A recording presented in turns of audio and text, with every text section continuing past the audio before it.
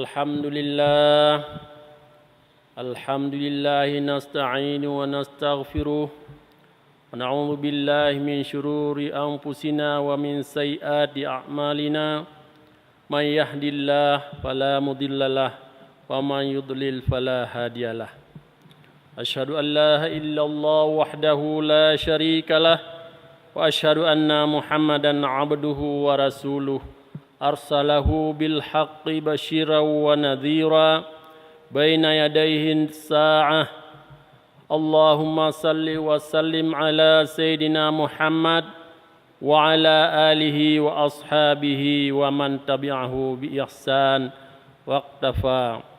Amma ba'du, faya ayyuhal mu'minun usikum wa nafsi bittaqwallah faqad fadal muttaqun. Faqala ta'ala fil Qur'anil Karim, a'udzu billahi minasy syaithanir rajim. Bismillahirrahmanirrahim.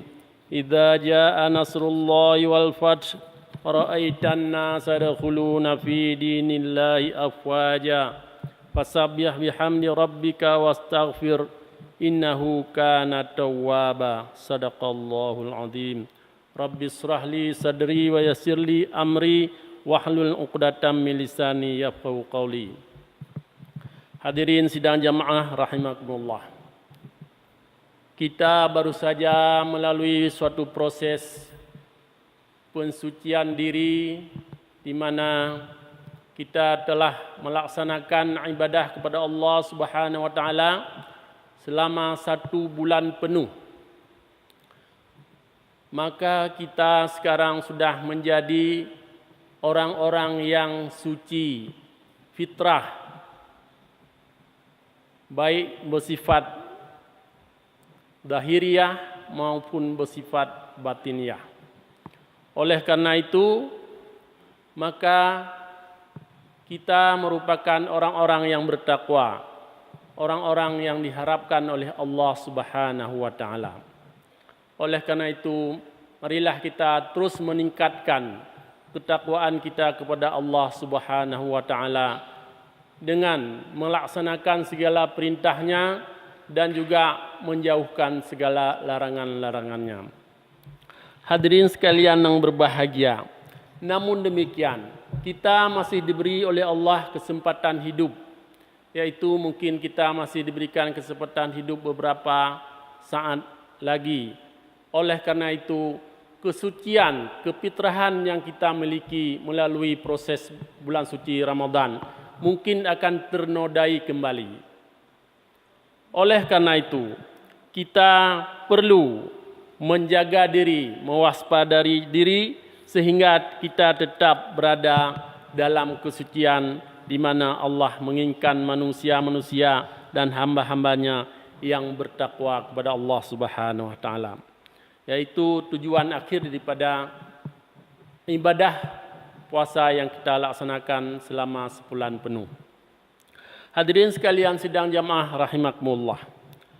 Rasulullah sallallahu alaihi wasallam telah bersabda dalam sebuah hadis yang merupakan anjuran ataupun nasihat kepada kita sehingga kita dalam menjalani kehidupan ini tetap dalam keadaan diridai oleh Allah Subhanahu wa taala dan mengikuti petunjuk-petunjuk daripada Nabi Muhammad sallallahu alaihi wasallam.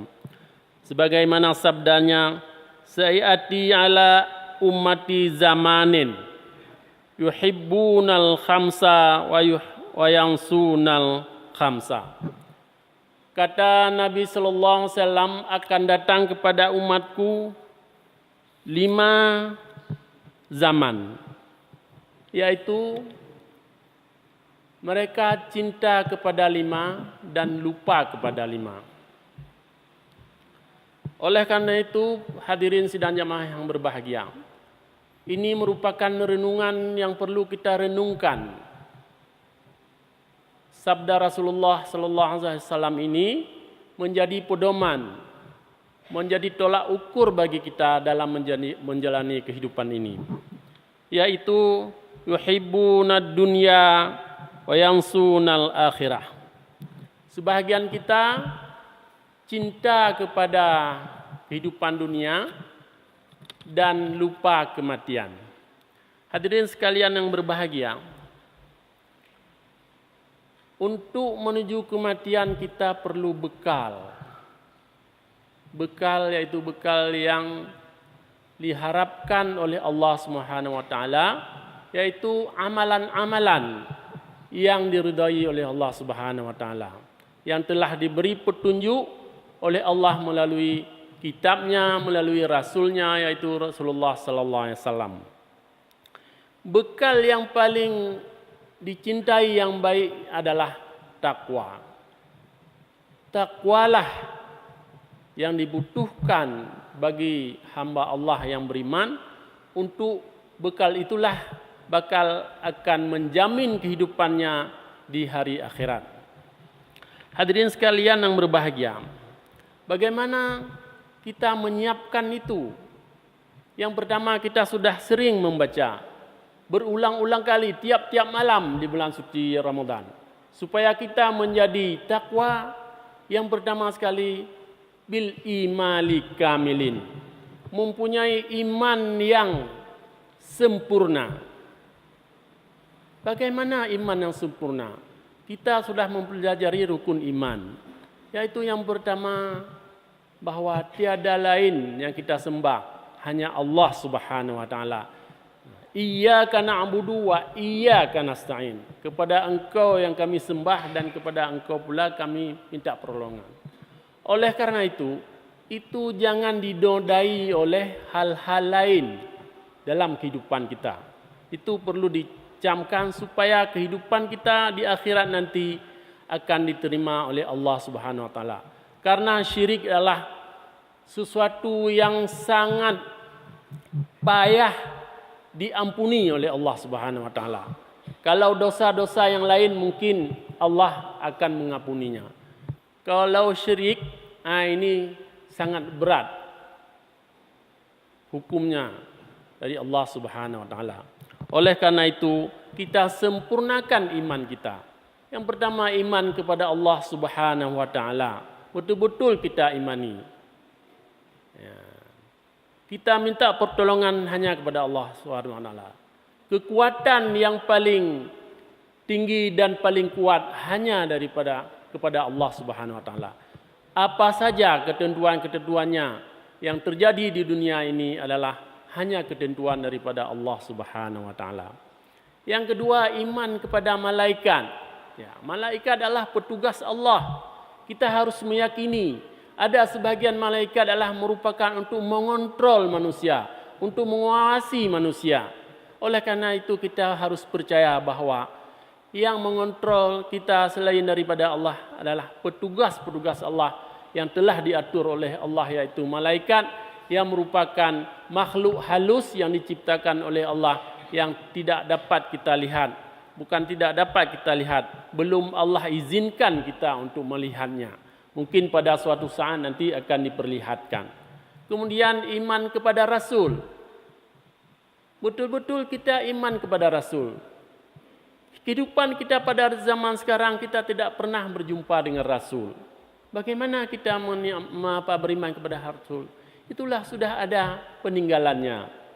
Kitabullah wa sunnatur Rasul. Melalui ulama-ulama, tabi'in dan sebagainya.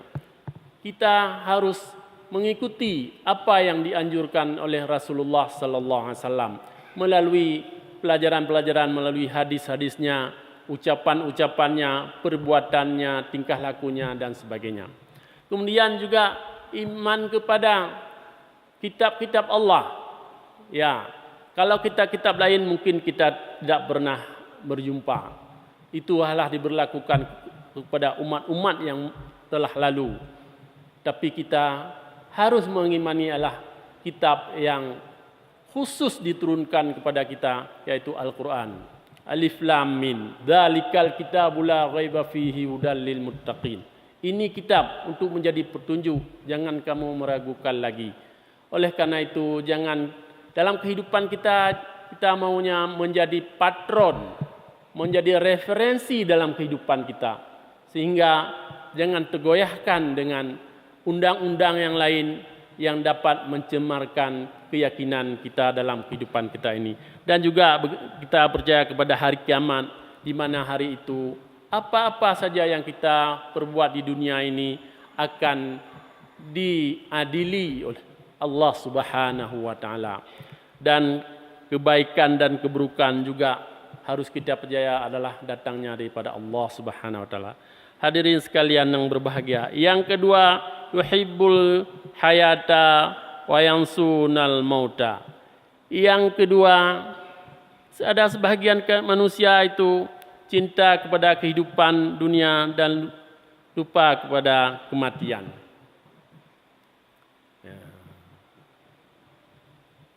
Bukan kita tidak boleh mencintai kehidupan. Memang kehidupan inilah menuju kepada kematian atau akhirat. Namun kita harus ada keseimbangan. Iqtani khamsa qabla khamsin. Yaitu kita harus hidup di dunia ini adalah seolah-olah kita hidup selama-lamanya. Dan kita harus meyakini bahwa kehidupan ini adalah mungkin kita mati besok. Oleh karena itu, menjadi keseimbangan dari kita bahwa dunia ini adalah merupakan jembatan kepada hari akhirat yang kekal. Oleh karena itu, apapun kegiatan kita, aktivitas kita di dunia ini adalah harus kita yakini bahwa kita harus mempertanggungjawabkan perbuatan-perbuatan kita di dunia ini yang dapat menguntungkan kita kehidupan di akhirat. Hadirin sekalian yang berbahagia. Yang ketiga, yuhibbunal makhluqi wa yansunal khalqi. Cinta kepada makhluk dan lupa kepada Khalid, Allah Subhanahu wa taala. Kita dalam dunia ini memang diberi sifat cinta kepada kebendaan. Memang itu sudah fitrah diciptakan oleh Allah. Namun Allah memberi garis bahwa boleh kita cinta kepada kehidupan benda-benda dan sebagainya, tapi jangan melupakan kepada Allah Subhanahu wa taala. Kita cinta kepada harta, boleh saja. Silakan cari sebanyak-banyaknya, tapi ada aturannya, ada di dalamnya ada hak Allah Subhanahu wa taala berupa zakat, infak, sedekah dan lain sebagainya. Kita harus menjaga. Kemudian jangan dengan benda-benda itu dapat melalaikan kita dalam kehidupan beribadah kepada Allah Subhanahu wa taala. Yang keempat, yuhibbunal qasura wa yansunal kubra. Kemudian yang keempat, kita lebih cinta kepada kasur. Maksudnya lebih cinta kepada mahligai. Bangunan dan rumah-rumah kita yang begitu indah kita hiaskan dengan melengkapi benda-benda yang dapat menyenangkan kehidupan kita. Tetapi kita lupa untuk hal-hal yang dapat kita hiasi kehidupan kita di dalam kubur. Ini yang dimaksud di sini. Supaya kita jangan melupakan yang dapat memudahkan kehidupan kita, yang dapat melegakan kehidupan kita di dalam kubur. Yang selalu kita berdoa pada orang-orang meninggal, supaya kubur kita lapang, mudah, dengan disempit, diimpit oleh tanah, dimakan oleh makhluk Allah yang merupakan suatu azab bagi kita. Oleh karena itu, hadirin sekalian yang berbahagia, juga kita harus waspada, walaupun ini sudah selalu disampaikan oleh para penceramah dan para khatib-khatib lainnya. Yang kelima, yuhibbunad dunya wa yansunal taubata. Kemudian kita suka berbuat dosa dan lupa kita bertobat. Oleh karena itu, Allah memberi garansi kepada kita bahwa semua dosa yang kita lakukan, Dia mengampuninya. Karena Allah bersifat Maha Pengasih, Maha Pengampun. Oleh karena itu, memang manusia merupakan makhluk yang kadang lupa diri. Makanya kita harus berujuk kepada Al-Quran, merupakan suatu rujukan ataupun bimbingan, sehingga yang lupa itu bisa kita ingat kembali dan juga melalui hadis Rasulullah sallallahu alaihi wasallam. Oleh karena itu, hadirin sekalian yang berbahagia, kita harapkan kepada kita semua supaya kita selalu waspada bahawa kita hidup ini ada batasnya. Tetapi ketentuannya tidak tentu, bukanlah yang sudah tua itu cepat mati, bukanlah yang muda itu tidak mati. Oleh karena itu, nasihat-nasihat atau petuah-petuah ataupun hadis-hadis Nabi yang menjadi pelajaran bagi kita, marilah kita selalu membaca-bacanya dan mengambil iktibarnya. Semoga kita menjadi fitrah yang telah kita tempuh selama 1 bulan itu tetap berada kepada kita semuanya. Amin ya rabbal alamin. Demikianlah yang dapat saya sampaikan. Mudah-mudahan bermanfaat bagi saya sendiri dan juga bermanfaat para hadirin rahimakumullah. Barakallahu li wa lakum fil Qur'anil azim. Wa naf'ani wa iyyakum bi ayati wa dzikril hakim wa taqabbala minni wa minkum tilawatahu innahu huwas samiul alim.